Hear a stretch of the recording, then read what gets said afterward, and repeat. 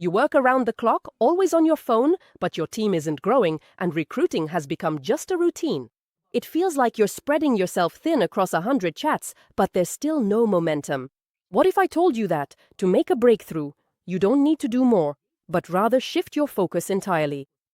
Today, we have a guest who built an international business from a small town, an expert in systematic MLM and business coach, Evgeny Zharnosek. Evgeny, hello. Hello. Glad to be here. Evgeny, the problem I described is familiar, I think, to 90% of our listeners.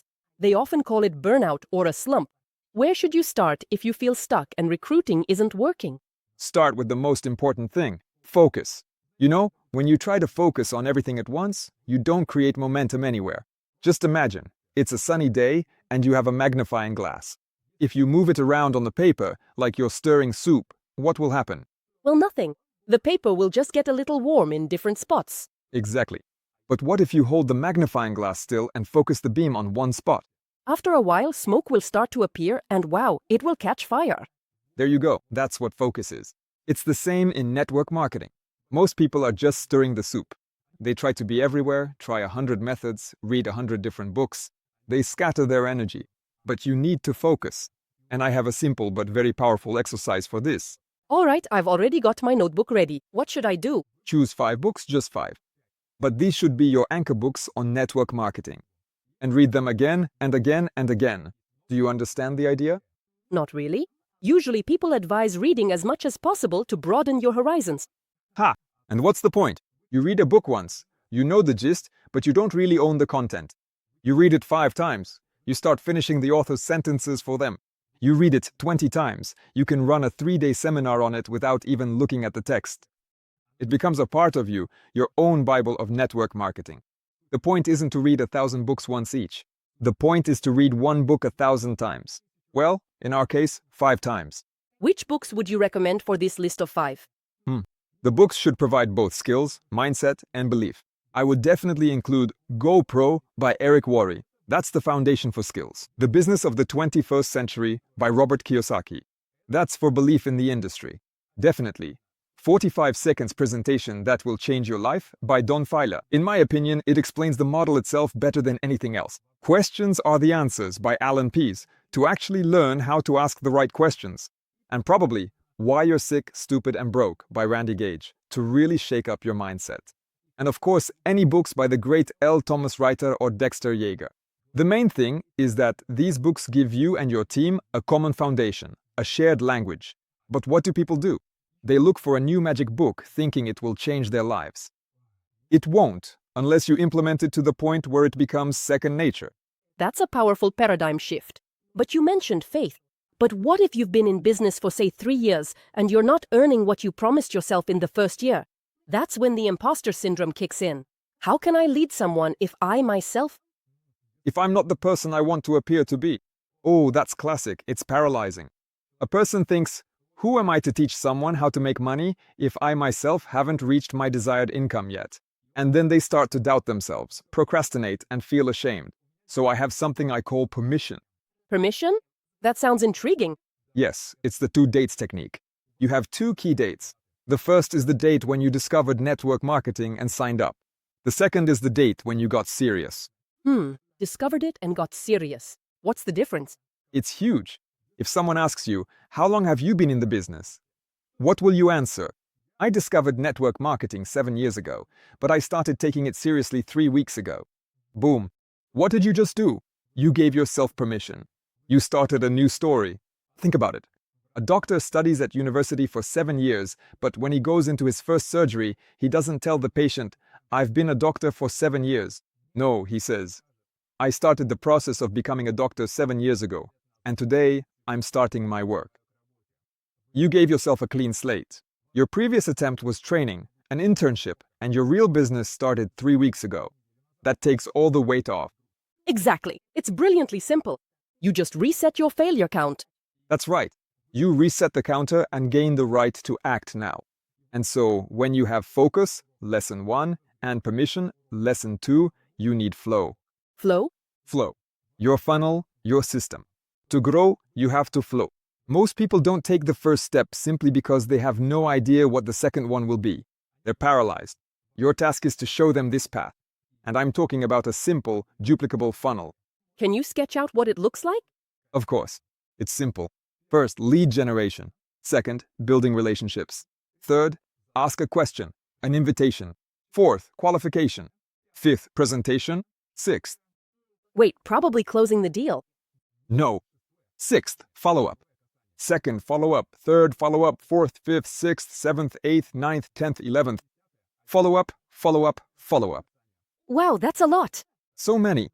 And only then comes the closing. And then comes onboarding the newcomer. That's what flow is. When a person knows, okay, if I invited someone and they said yes, my next step is qualification. If they said no, then I do this. When you know how to grow, you can flow. And when you flow, you grow.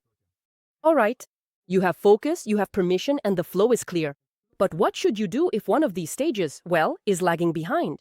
For example, I do 20 presentations but get 0 registrations. The system is broken. Great question. This brings us to Steve Jobs' lesson. Obsession. Obsession?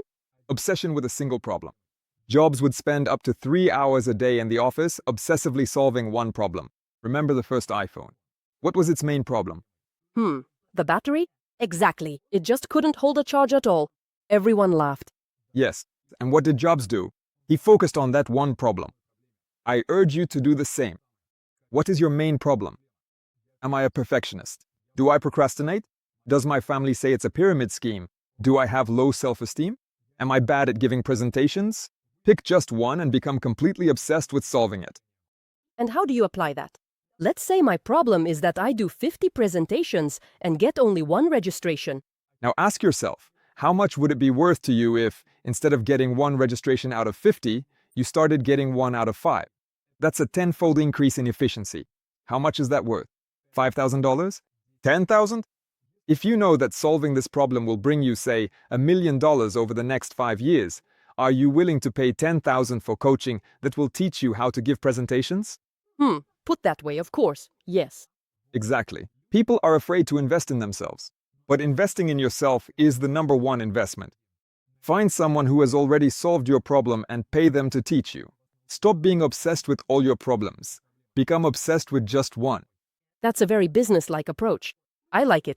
Let's move on. What's the next element? Oh, this is my favorite. It's turning the result into action. This is what completely changes the game and takes emotions out of the equation. So how does that work? Turning the result into action? Let's use some numbers. Let's say you know that for each registration or sale, the company pays you, say, $50. And you also know from your own statistics, from your own flow, that to get that 1 registration, you need to make 10 invitations. Ask 10 people. Okay, 10 invitations equals 1 registration, which equals $50. Understood. Yes. And so you focus on those $50 and make 9 invitations. You get 9 no's. How do you feel? Terrible. You feel like giving up. Now let's change the focus. If 10 invitations bring you $50, how much does each invitation bring you? 50 divided by 10. $5. Exactly, $5. Every yes, every no, every I'll think about it, it doesn't matter. You made an invitation, you earned $5. But that's a small amount. We're building a big business here. That's why we introduced the concept of LTV. LTV? Lifetime value? Customer lifetime value? That's absolutely right. The lifetime value of your partner. How do you calculate it? Even if it's just an estimate, take all the commission income you've earned in the company over all time and divide it by the number of people you personally invited to your first line. Active and inactive, everyone. Let's say I earned $10,000 and invited, 20 people in total. 10,000 divided by 20. Your LTV is $500. That means that each person who registers brings you, on average, $500 in the long run.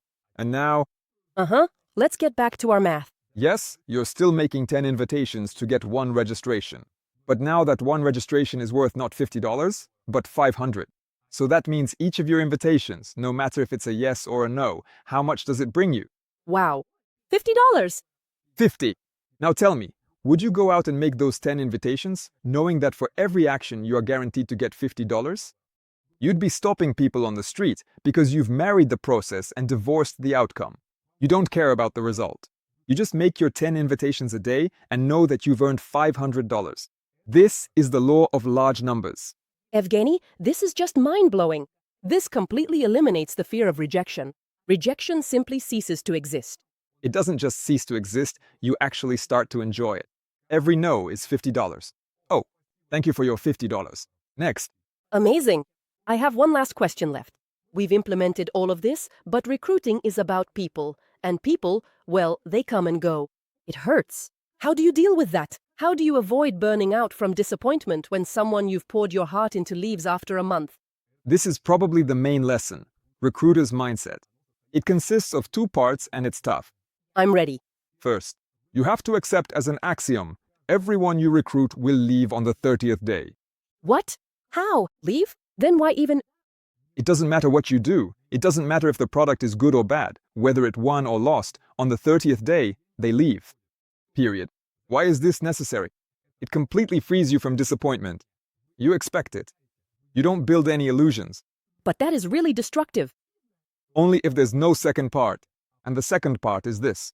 The contact list of this person who will leave in 30 days is worth $1 million to you. So, he leaves, but his contact list is worth $1 million? Yes. And what do? You recruit him. The deal is closed. You got your $50. Checkmark.